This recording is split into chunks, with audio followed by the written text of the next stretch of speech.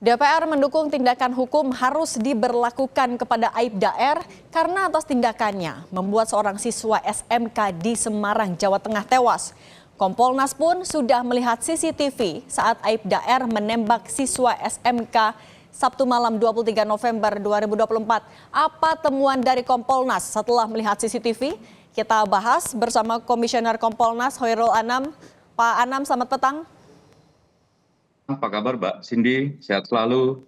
Baik, Pak Anam, kalau dari temuan Kompolnas sendiri kan sudah melihat CCTV. Kompolnas juga bilang CCTV ini jadi kunci dalam penyidikan. Apa temuan di Kompolnas, Pak? Ya, sebenarnya Kompolnas tidak hanya melihat CCTV yang di Alfamart ya.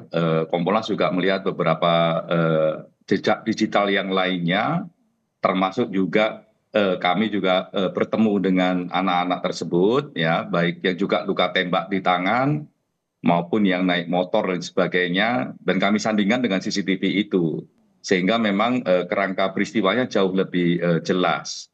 Tapi lepas dari itu kami mengapresiasi komitmen dari Pak Kapolres ya, yang mengatakan dia mau bertanggung jawab dan sebagainya, dan Polda juga mau menegakkan hukum pidana, menegakkan etik. Jadi tidak hanya berhenti di etik, tapi juga pidananya gitu. Dan pidana ini kalau tadi saya juga dengar itu kena 338. Nah itu menurut saya langkah yang baik gitu.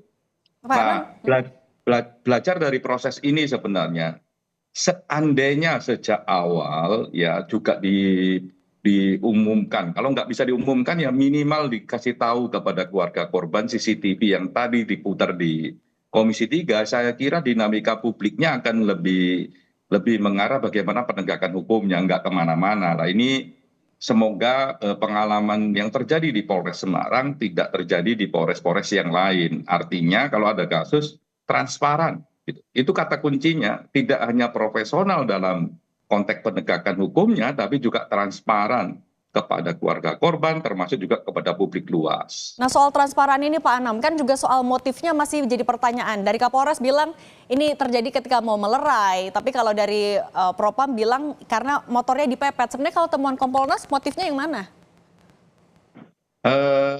Kami menunggu hasil dari lapor digital itu, karena kalau dengan kualitas CCTV atau kualitas yang lain ya, rekam jejak digital yang lain ya masih bisa ada multitafsir.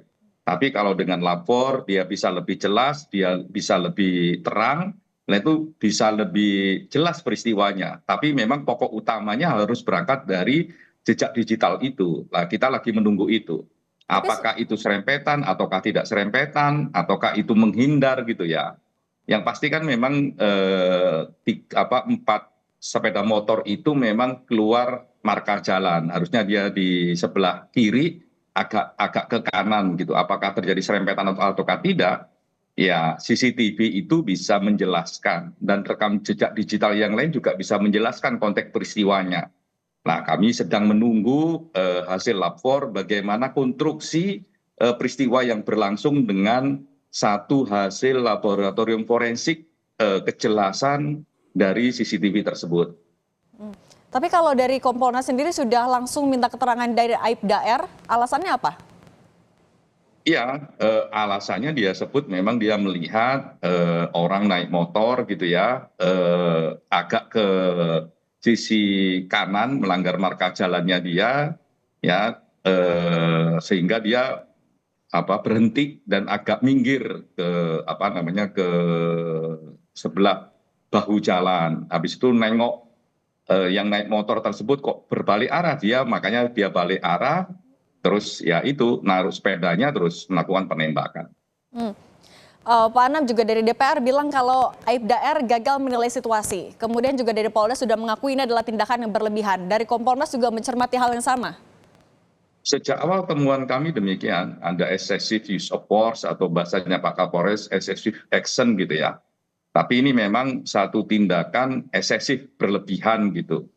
Kalau memang mau nangani misalnya 4 motor yang cepat jalannya itu kan ya bisa berhenti atau bisa nelpon anggota yang lain dan sebagainya, bisa seperti itu sebenarnya, sehingga tidak mengambil sikap langsung melakukan tindakan yang berlebihan tersebut. Gitu. Oke, baik. Pak Anam, terima kasih sudah berbagi di Kompas Petang. Sehat selalu, Pak Anam. Terima kasih.